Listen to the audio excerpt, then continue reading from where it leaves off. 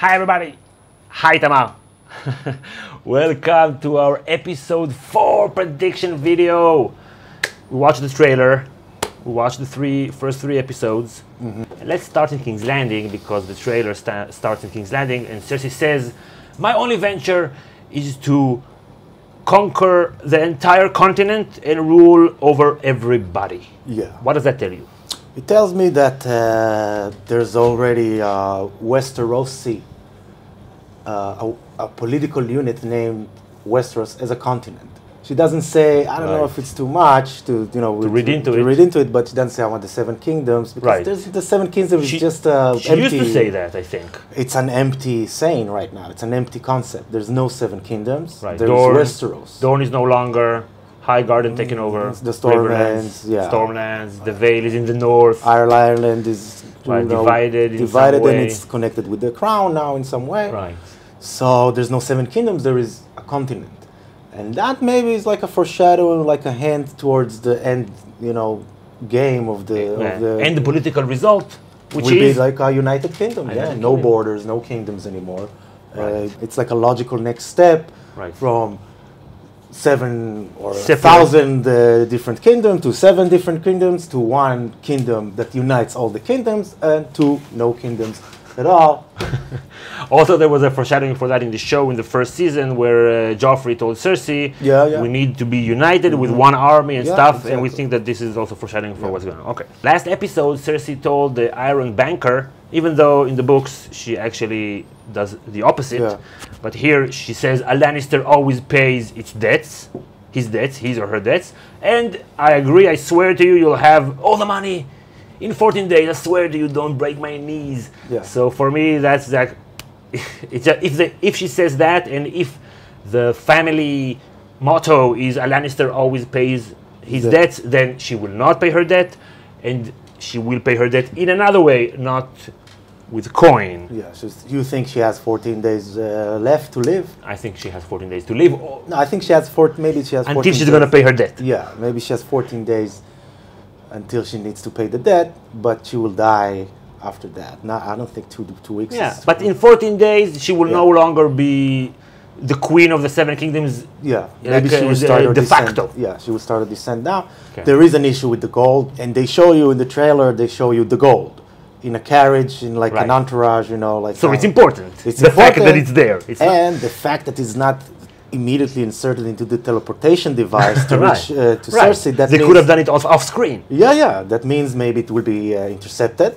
Yeah. There's a few candidates, I think. From the least plausible is the Brotherhood Without Banners. They're on their way to the north. Euron, that's what I thought. Maybe Euron will be like, okay, now not only I got you this victory, I also hold your life in my hand with this gold. Marry me now, or pay the contract. And I will pay your debt for you with the money that you took. Or maybe Bronn. Maybe Jamie? No, it's too soon. I think they will be ambushed by some people, and then we'll later find out these people were Iron Islands or something like that. That makes sense. Okay, and another bold prediction maybe. In the first episode, Euron tells Cersei, you are the most beautiful woman in the world. I have 1,000 ships. But maybe in 14 days, he will take her captive and prisoner, and Euron will sit on the Iron Throne, and she will still be Queen of the Seven Kingdoms in name, but she will be jailed maybe in some sense. Maybe they put it there by accident or something, but I don't know, it can kind of fit. Let's go now to Daenerys, Dragonstone. Oh, she's off her high horse now. She's like, Jon, I need you, please. Jon, help me. I'm sorry that I was so smug the last episode. Yeah, well, she's losing, like she says. She lost both of her allies. Shelley. You're not even using it.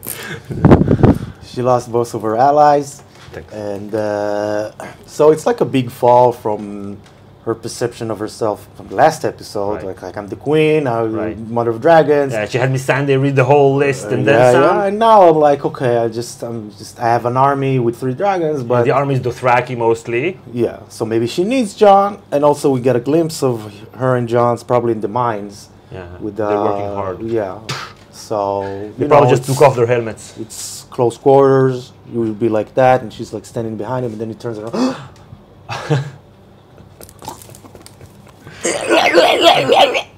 This is how you kiss? You flick the chin?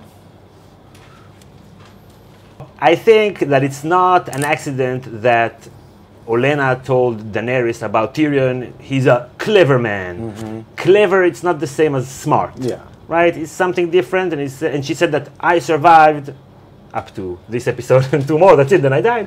But by not listening to clever men, you should ignore your clever man. And then in the trailer, we see her telling Tyrion, enough of the clever advice. He lost 3 times in a row. So what is she going to do now? She's going to ride the dragon. Okay, so she has listened to Tyrion and his clever plans, go through the sewer, make lay siege, and she's no, fuck it, I will just ride my 3 monsters and my crazy Mongolian Dothraki and just kill and pillage everything. Your way has not worked. Yeah, I need to be the dragon. This is an opportunity to be a dragon, and we do see a dragon in the trailer, so the dragons are doing something. Yeah. And it seems obvious now that Tyrion's failure, we'll touch about it in the video, but Tyrion's failure at least are being used as a plot device with the Daenerys character. Right. She needed him to fail for her to reach towards her, internalize dragon and take it out and burn everybody and then lose her other allies, because also the Varys said I choose you if I see you fit, so that's also a foreshadowing when he doesn't see her fit as fit anymore. Yes. So she will lose him as an ally as well, maybe. And we can also go back to the first and second trailer before the season, where you could see Tyrion running and the dragons going, setting off somewhere, and we were saying, back then we were predicting that this would happen in some way, that she would not listen to Tyrion and he will be worried about that, and maybe that will happen even next episode, because remember, he told Daenerys, I was always looking for the perfect ruler and everything, and I found you. So that's gonna be very tragic for Tyrion. But more on that in a different video this week. So now we head north. This is here, this is the north. No, this is the south, because you're a wildling. We see Sansa, it seems like she's in the crypts, right? She's somewhere dark, she's and full of terror. Leaning on she looks like she got some bad news, I think. Or interesting news, or something, okay, I need to deal with that. Right. But maybe let's elaborate on the Bran Sansa connection that we didn't really go very much in depth in our review, right? The fact that he's there and he says, I know everything that has happened anytime, anywhere, to anyone.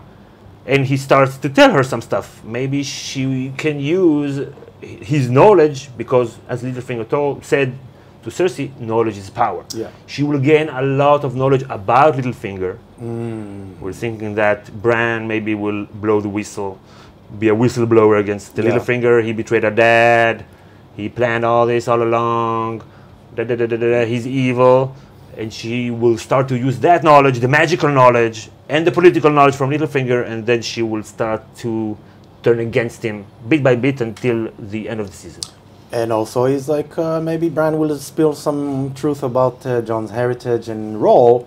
And then she needs to send a raven towards to Jon, and then Jon will receive it in some way. Maybe it will help unite Jon with Daenerys after that. Daenerys will go on her dragons, do something, maybe come back to Dragonstone. Jon will still mind the Dragonlance, and then we'll be, hey sis, we're brother and sister. Or cousins or whatever. So, it's just a way to put them together through Sansa, and And also, it's a way, if Bran says, I'm not the heir to Winterfell, and Jon is not even Ned's dad, so this is what we were waiting for Sansa to say, hey, so I am next in line, right? Rickon is already dead. Yeah, and there's already a precedent of a female ruler queen. Yeah, right now, 3 of them. Yeah. There are 3 ruler queens now. Yeah, and so who will say, no, you're a woman?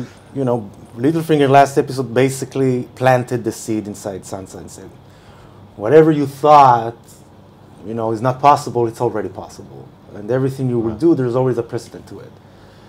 Which means I read it as we live in the age of chaos right now. Chaos is a ladder. Use a ladder. Use a ladder. You can use a ladder and reach to the top. It's not that radical anymore.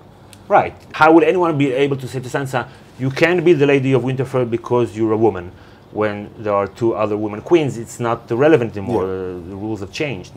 We also see Arya in the. We'll see her back and her horse. You think it's Arya? I think it's Arya, like a lone horseman.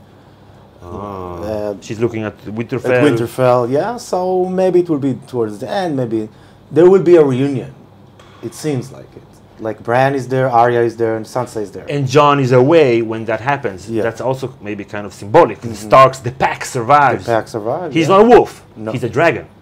He's a dragon because her dad. Because his dad is a dragon. So officially, he's like his banner should be dragon, 3 dragons.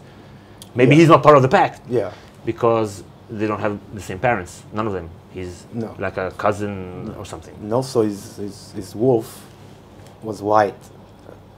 All the other ones weren't. That's racist. It's white genocide. Come on. There's gonna be some drama with Brienne.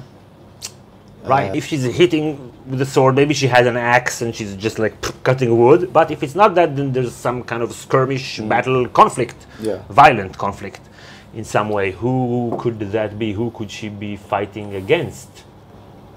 I don't know.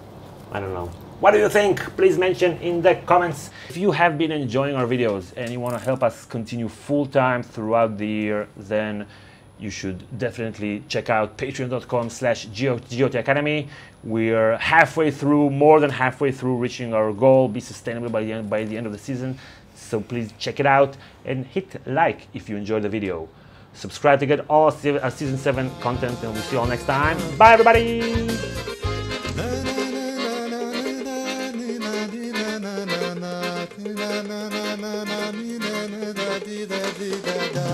La